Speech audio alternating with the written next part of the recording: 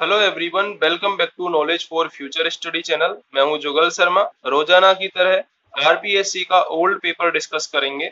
Assistant testing officer exam 2021 में हुआ था। ये राजस्थान जीके के जितने भी क्वेश्चन इस एग्जाम में पूछे गए थे वो हम इस वीडियो में देखेंगे। अगर आप चैनल पर नए हो तो चैनल को सब्सक्राइब जरूर कर दें। पहला क्वेश्चन है, निम्नलिखित में से कौन सा ताम्र पाषाणिक स्थल खेतड़ी के निकट है? ताम्र पाषाणिक स्थल, पहली बात तो बोला है तांबे वाला स्थल है, ठीक है।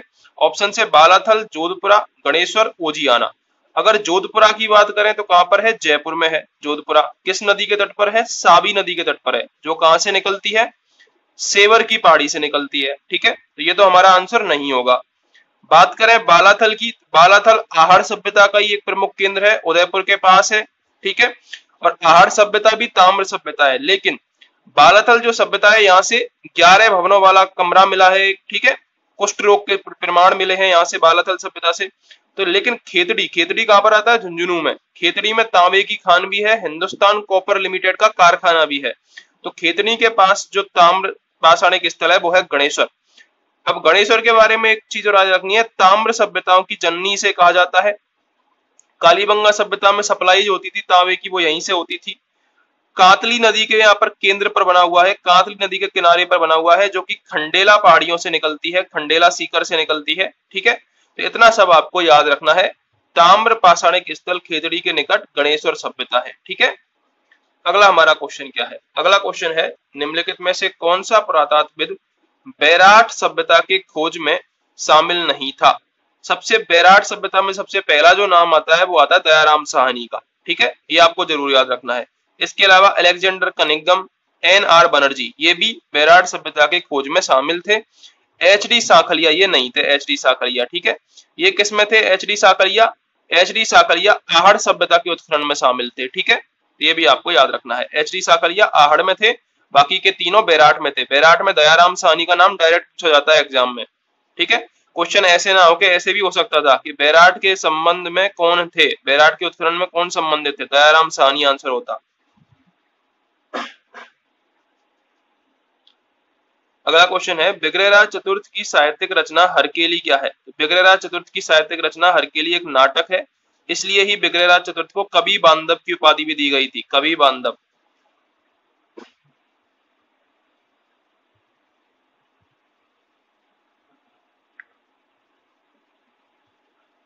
ये वही बिग्रहराज चतुर्थ हैं जिन्होंने अजमेर में संस्कृत पाठशाला की स्थापना करवाई, जिसे बाद में कुतुबुद्दीन ऐबक ने तोड़वा दिया और क्या बनवा दिया? 2.5 दिन का झोपड़ा बनवा दिया, 2.5 दिन का झोपड़ा बनवा दिया। क्वेश्चन ये भी आता है कि 2.5 दिन के झोपड़े में किस पीर का उर्स भरता है? तो पंजाब शाह पीर का उर्स वहां पर भरता है, पंजाब शाह का, ठीक है।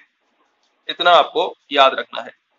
अगला क्वेश्चन है हमारा, सन 1437 में मेवाड़ मालवा युद्ध का तत्कालीन कारण क्या था? पहली बात तो यही याद रखना है कि 1437 में मेवाड़ और मालवा का युद्ध हुआ था। इसका कारण क्या था? ऑप्शन है, नागौर पर राजनीतिक नियंत्रण का मुद्दा, मालवा का मेहपा पवार को मेवाड़ को सौंपने से इंकार। तो सेकंड ऑप्शन यहाँ पर करेक्ट है। मालवा ने मेहपा पवार को मेवाड़ को सौंपने से इंकार कर दिया था, यह कारण था मेवाड़ मालवा युद्ध का, ठीक है। अगला क्वेश्चन है हमारा, राजस्थान के निम्नलिखित शासकों में से किसे 1576 में चंद्रसेन के दमन हेतु मुगल सेना के साथ भेजा गया था?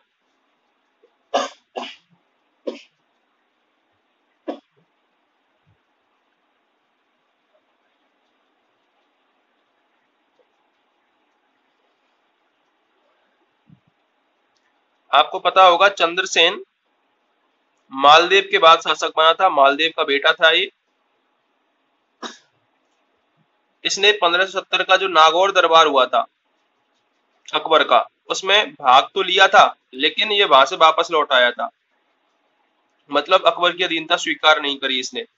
इसे मारवाड़ का प्रताप कहते हैं पहली बात तो, और प्रताप का अग्रगामी भी कहा जाता है। प्रताप का अग्रगामी और मारवाड़ का प्रताप, भूला बिसरा भी कहते हैं इसको, भूला बिसरा राजा, ठीक है।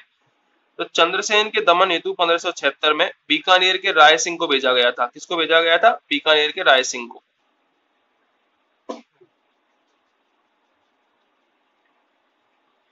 निम्नलिखित में से कौन सा युग्म सुमेलित नहीं है? समाचार पत्र दे रखे हैं, बहुत इंपॉर्टेंट क्वेश्चन है ये। समाचार पत्र वाले क्वेश्चन बहुत ट्रिकी भी होते हैं, इंपॉर्टेंट भी होते हैं। तो भारत वीर भरतपुर से इसका प्रकाशन स्थान था, सही बात है। प्रभात का प्रकाशन स्थान जयपुर था, ये भी सही बात है। आगीवाण का प्रकाशन स्थान अजमेर नहीं था। आगीवाण पहली बात तो जय नारायण व्यास के द्वारा संपादित था, ये जय नारायण व्यास। इसके अलावा अंग्रेजी में भी थी उनकी एक, पीप नाम से समाचार पत्र निकालते थे वो, ठीक है। नवजीवन अजमेर से निकलता था, ये भी सही है। तो हमारा थर्ड ऑप्शन गलत है। आगीवाण ब्यावर से संपादित होता था, ना कि अजमेर से। अगला हमारा है कौन सा युग्म सुमेलित नहीं है। एक तरफ कृषक आंदोलन दे रखे हैं, दूसरी तरफ नेता दे रखे हैं। बिजोलिया, बिजोलिया की आपको पता होगा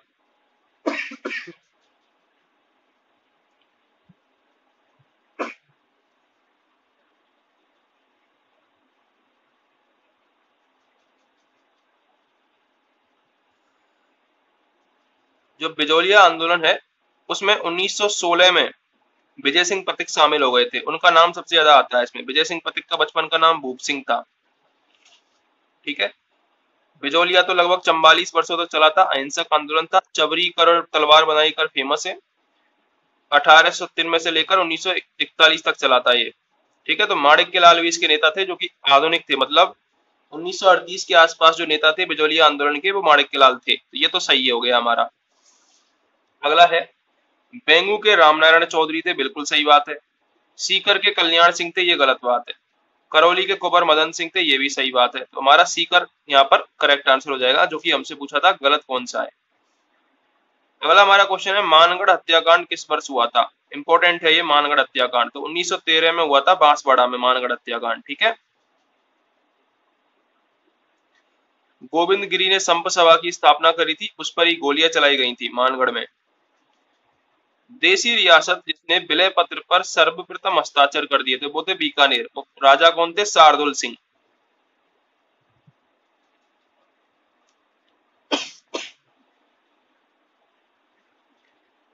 अगला क्वेश्चन है कितने चरणों में सिरोही एकीकृत हुआ था। राजस्थान के एकीकरण के 7 चरण है, तो सिरोही 2 चरणों में हुआ था। सिरोही 2 चरणों में हुआ था, 6वें और 7वें चरण में, ठीक है। तो सिरोही राजस्थान में एकीकृत हुआ 2 चरणों में। कलाकार जो बीकानेर के प्रसिद्ध मथेरण परिवार से संबंधित हैं, मथेरण परिवार से संबंधित है मुन्ना लाल और मुकुंद। इंपॉर्टेंट क्वेश्चन है। पहली बात तो मथेरण जो परिवार है वो बीकानेर में चित्रकला से संबंधित है, जैसे कि उस्ता कला भी बीकानेर की है, जिसमें हिसामुद्दीन उस्ता फेमस है, उनको पुरस्कार भी मिल चुका है। मथेरण परिवार ये जैन परिवार था और मुन्ना लाल और मुकुंद प्रसिद्ध हैं।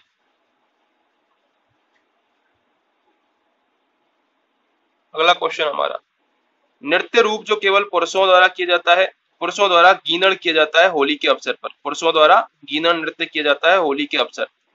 कहां पर किया जाता है? शेखावटी में किया जाता है। अगला हमारा क्वेश्चन है दुगारी चित्र संबंधित है। दुगारी चित्र बूंदी शैली से संबंधित है। फर्स्ट ऑप्शन यहाँ पर करेक्ट हो जाएगा। आपने पढ़ा भी होगा बांसी दुगारी। बांसी दुगारी में मंदिर भी है तेजाजी का। सुनहरी कोठी अवस्थित है, सुनहरी कोठी टोंक में अवस्थित है। फर्स्ट ऑप्शन यहाँ पर करेक्ट हो जाएगा, सुनहरी कोठी टोंक में अवस्थित है। निम्नलिखित में से कौन सा सुशिर वाद्य यंत्र नहीं है? टोटो, बाकी या सतारा। देखो सतारा से कंफ्यूज नहीं होना है, इसमें तार तो आ रहा है लेकिन ये तार से नहीं बना हुआ, मतलब तत्वाद्य नहीं है ये सतारा कैसा वाद्य? सुशिर वाद्य। इंपॉर्टेंट है, याद रखना, सतारा सुशिर वाद्य ना कि तत्व। तो कामायचा यहाँ पर सुशिर वाद्य यंत्र नहीं है। फोर्थ ऑप्शन करेक्ट हो जाएगा। अगला है मेमंद पहना जाता है। आभूषण से संबंधित क्वेश्चन आता है, अगर उसको थोड़ा सा क्वेश्चन टफ करना है तो टफ पूछेगा। मेमंद कहाँ पहना जाता है? मेमंद सिर पर पहना जाता है, ठीक है। अगला हमारा क्वेश्चन, जोधपुर का महामंदिर उपासना स्थल है। जोधपुर का जो महामंदिर है वो नाथ संप्रदाय का प्रमुख केंद्र है। फर्स्ट ऑप्शन करेक्ट है। सारणेश्वर पशु मेला कहाँ आयोजित होता है? सारणेश्वर, से सारणेश्वर और से ही सिरोही, तो ऐसे याद रख सकते हो आप। सारणेश्वर पशु मेला सिरोही में आयोजित होता है। रणकपुर मंदिर का प्रमुख स्थापत्यकार कौन था? रणकपुर मंदिर का प्रमुख स्थापत्यकार था देपा। रणकपुर जी के जो मंदिर है उसमें चार जो है आदिनाथ की मूर्ति है, मतलब 4 दिशाओं में आदिनाथ जी की मूर्ति है, आदिनाथ जी को समर्पित है। 1444 खंबे हैं। मथाई नदी के किनारे पर बना हुआ है रणकपुर का मंदिर। इसके अलावा नागौर जिले में सर्वाधिक पशु मेले आयोजित होते हैं, ये भी आपको याद रखना है। अगला क्वेश्चन, कुबलयमाला कहा ग्रंथ में उल्लेखित क्षेत्रीय भाषाओं की संख्या है। कुबलयमाला में जो ग्रंथ है उसमें क्षेत्रीय भाषाओं की संख्या 18 दी गई है। इंपॉर्टेंट है, क्वेश्चन अब तक पूछा नहीं गया ज्यादा बार, ठीक है, मोस्ट लगा लो। कुबलयमाला जो ग्रंथ है उसमें क्षेत्रीय भाषाओं की संख्या 18 बताई गई है। निम्नलिखित में से कौन सा दक्षिण अरावली प्रदेश में अवस्थित नहीं है? बात हो रही है दक्षिण अरावली की। उड़िया पठार दक्षिणी अरावली में है, ठीक है, सबसे ऊंचा पठार है राजस्थान का। लसाड़िया, लसाड़िया उदयपुर में है, जयसमंद झील के पूरब में, जयसमंद झील के पूरब में लसाड़िया है। भोराट, भोराट आप सभी को पता है ये भी उदयपुर के आसपास है, कुंभलगढ़ से गोगुंदा तक। शाहबाद उच्च भूमि ये नहीं है दक्षिण अरावली में, शाहबाद उच्च भूमि दक्षिण अरावली में नहीं है, तो सेकंड ऑप्शन करेक्ट हो जाएगा। अगला हमारा क्वेश्चन है, कोपेन के अनुसार उष्ण कटिबंधीय शुष्क मरुस्थलीय जलवायु कौन सी दिखाती है? अगर आपने राजस्थान की ज्योग्राफी पढ़ी है और कोपेन का जलवायु वर्गीकरण नहीं पढ़ा है तो आपने कुछ नहीं पढ़ा है, ठीक है। अगर बात करें उष्ण कटिबंधीय शुष्क मरुस्थलीय की तो उसमें BWHW आता है। इसमें कौन कौन से जिले आते हैं? ऊपर वाले हमारे उत्तर पश्चिम के जो जिले आते हैं जैसे कि गंगानगर, बीकानेर, जैसलमेर, ये इसमें आते हैं। BSHW की बात करें तो ये सबसे बड़ा है BSHW, ठीक है। इसमें लगभग लगभग जो हमारा जो अरावली है उसके पश्चिम, अरावली के पश्चिम वाले आते हैं इसमें, बाड़मेर, जोधपुर का पूर्वी हिस्सा, नागौर, सीकर, झुंझुनू, चूरू, ये इसमें आते हैं, पाली BSHW में। CWG की बात करें तो इसमें आर्द्र क्षेत्र आता है जो कि भरतपुर, अलवर, जयपुर, टोंक, ये वाले क्षेत्र CWG में आते हैं। अगर बात करें AW की, ये सबसे छोटा है AW और इसमें आते हैं डूंगरपुर, बांसवाड़ा, ठीक है, जो नीचे वाले क्षेत्र है। सबसे ज्यादा पानी AW में ही आता है। अगला हमारा क्वेश्चन है, सही उत्तर हमको चुनना है। मिश्रित पतझड़ वन 250 सेमी से 300 सेमी से अधिक वर्षा में उगते हैं। राजस्थान में वन क्षेत्र 25% अधिक भाग मिश्रित पतझड़ वनों के अंतर्गत आता है। ये सही बात है, वन क्षेत्र का जो 25% से अधिक भाग है वो मिश्रित पतझड़ वनों के अंतर्गत आता है। धौंक, साल, बांस, खेर आदि पेड़ राजस्थान में मिश्रित पतझड़ वनों में पाए जाते हैं। ये भी सही बात है, बी और सी यहाँ पर करेक्ट है, ये गलत है।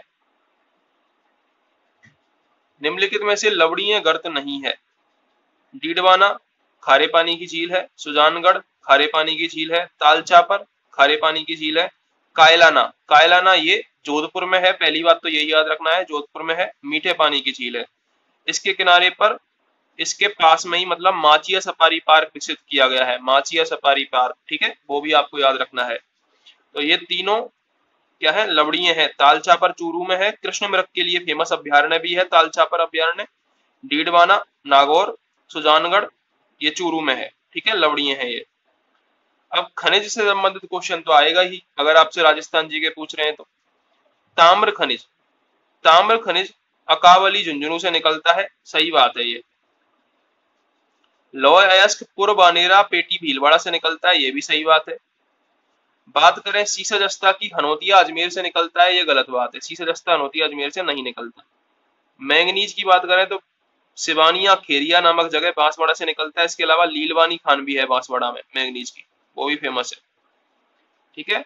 तो तांबा अकवाली झुंझुनू से, लोहा अयस्क पुरबनेरा पेटी भीलवाड़ा से, सीसा जस्ता हनोतिया अजमेर से नहीं निकलता है, मैंगनीज सिवानिया खेरिया बांसवाड़ा से निकलता है। जनगणना 2011 के अनुसार राजस्थान में महिला साक्षरता की न्यूनतम दर पाई जाती है। महिला साक्षरता की न्यूनतम दर जालौर में पाई जाती है। अच्छा क्वेश्चन है वीडियो की दृष्टि से। राजस्थान में बेर एवं खजूर अनुसंधान केंद्र कहां पर है? तो ये बीकानेर में है, बेर एवं खजूर अनुसंधान केंद्र बीकानेर में है, इंपॉर्टेंट है ये भी। सौर ऊर्जा प्लांट, खींवसर प्लांट ये नागौर में है, खींवसर। धुनिया प्लांट जोधपुर में है, धुनिया। अगोरिया प्लांट, अगोरिया प्लांट बाड़मेर में है, और मोकला प्लांट है जैसलमेर में, ठीक है। चारों इंपॉर्टेंट है, कभी अभी तक कम पूछा गया है क्वेश्चन, रिपीट हो सकता है दोबारा। खींवसर प्लांट नागौर, धुनिया प्लांट जोधपुर, अगोरिया प्लांट बाड़मेर, मोकला प्लांट जैसलमेर। अगला क्वेश्चन देखते हैं, नर्मदा सिंचाई परियोजना, नर्मदा सिंचाई परियोजना जो है वो किस जिले को लाभान्वित करती है? जालौर और बाड़मेर, इन दो जिलों को लाभान्वित करती है, जालौर और बाड़मेर। श्री हरदेव जोशी कैनाल ये बांसवाड़ा को लाभान्वित करती है। पार्वती केनाल धौलपुर में है। गालवा मुख्य सिंचाई परियोजना ये टोंक में है, गालवा, ठीक है। ये भी बहुत अच्छा क्वेश्चन है, बहुत प्यारा क्वेश्चन है। नर्मदा केनाल आपको पता होगा, फव्वारा सिंचाई पद्धति, एकमात्र फव्वारा सिंचाई पद्धति राजस्थान में यूज होती है, जालौर और बाड़मेर में। हरदेव जोशी केनाल बांसवाड़ा में है। पार्वती केनाल धौलपुर में है। गालवा मुख्य सिंचाई परियोजना टोंक में है। राजस्थान में वर्ष 2015-16 में कुल जोतों की क्षेत्रफल कितना था? तो 208.73 लाख हेक्टेयर। 2015-16 में 208.73 लाख हेक्टेयर क्षेत्रफल था कुल जोतों का। 208.73 लाख हेक्टेयर 2015-16 में कुल जोतों का क्षेत्रफल था। क्वेश्चन है, मार्च 2020 के अंत में राजस्थान राज्य में सड़कों का घनत्व कितना था? मार्च 2020 का पूछा है, ठीक है। तो 2020 की अगर बात करें तो सड़कों का घनत्व था 78.61 किलोमीटर प्रति 100 वर्ग किलोमीटर। कब का पूछा है? मार्च 2020 का। मार्च 2020 में 78.61 किलोमीटर प्रति 100 किलोमीटर सड़क थी राजस्थान में। राजस्थान में इंदिरा रसोई योजना कब आरंभ की गई थी? तो 20 अगस्त 2020 को इंदिरा रसोई योजना आरंभ की गई थी। राजस्थान की फ्लैगशिप योजनाएं, 26 फ्लैगशिप योजनाएं चल रही हैं राजस्थान में, सारी की सारी आपको याद होनी चाहिए। वर्ष 2020-21 में प्रचलित कीमतों पर राजस्थान के सकल राज्य मूल्य वर्धन में कृषि और उसके सहायक क्षेत्र का योगदान कितना था? वर्ष 2020-21 का पूछा है, प्रचलित कीमतों पर पूछा है। दो कीमतें होती हैं, प्रचलित और स्थिर। जीएसबीए में कृषि और उसके सहायक क्षेत्र का योगदान था लगभग 30% योगदान था, ठीक है। इंपॉर्टेंट क्वेश्चन है, आर्थिक समीक्षा का क्वेश्चन है, अलग से पढ़ना पड़ेगा। अगला क्वेश्चन है, राजस्थान में मुख्यमंत्री लघु उद्योग प्रोत्साहन योजना किस वर्ष शुरू हुई थी? तो 2019 में लघु उद्योग प्रोत्साहन योजना, वापस से फ्लैगशिप योजना का क्वेश्चन आ गया है। तो लघु उद्योग प्रोत्साहन योजना 2019 में शुरू हुई थी। राजस्थान सरकार द्वारा राजस्थान पवन एवं हाइब्रिड ऊर्जा नीति किस वर्ष घोषित हुई थी? 2019 में राजस्थान पवन एवं हाइब्रिड ऊर्जा नीति घोषित हुई थी। अब मैं आपसे एक क्वेश्चन पूछता हूँ, राजस्थान सिलिकोसिस नीति कब घोषित हुई थी? कमेंट करके बताना अगर आपको याद हो तो। राजस्थान सिलिकोसिस नीति 2019-20 बजट घोषणा की पालना में निम्न में से किन जिलों में शून्य बजट प्राकृतिक फार्मिंग की एक पायलट योजना प्रारंभ की जा रही है?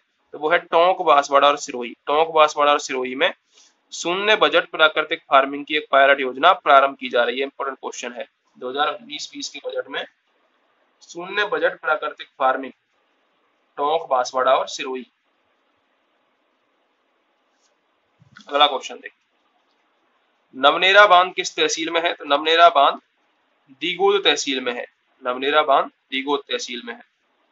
निम्न में से किन खनिजों में राजस्थान भारत में एकल उत्पादन करता है? अभ्रक, बोलेस्टोनाइट, जिंक, अयस्क, ठीक है। तो बोलेस्टोनाइट में तो एकमात्र है, जिंक में भी है, अभ्रक में नहीं है, ठीक है। तो इसमें अगर ज्यादा सही आंसर होगा, अभ्रक में भी वैसे राजस्थान हमारा सबसे ज्यादा निकालता है, लेकिन एकल उत्पादन करता है, मतलब एकमात्र राजस्थान में ही उत्पादित होता है, तो वो सेलेनाइट, बोलेस्टोनाइट और सीसा जस्ता अयस्क है, मतलब फोर्थ ऑप्शन ज्यादा करेक्ट है यहाँ पर।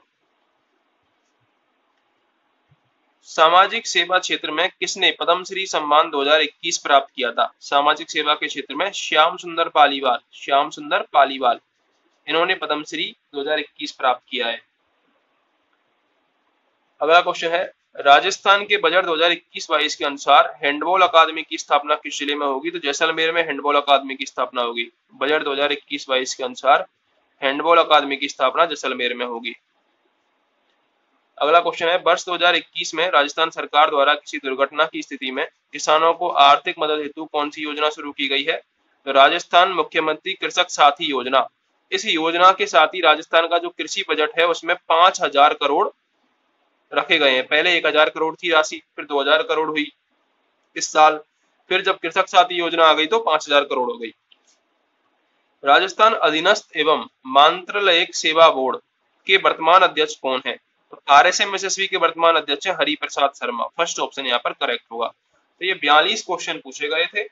अगर आपको क्वेश्चंस हेल्पफुल लगे हो, वीडियो हेल्पफुल लगी हो, किसी भी टाइप से आपको सपोर्ट मिला हो कुछ, तो चैनल को भी सपोर्ट करें, चैनल को भी सब्सक्राइब करें। Thank you.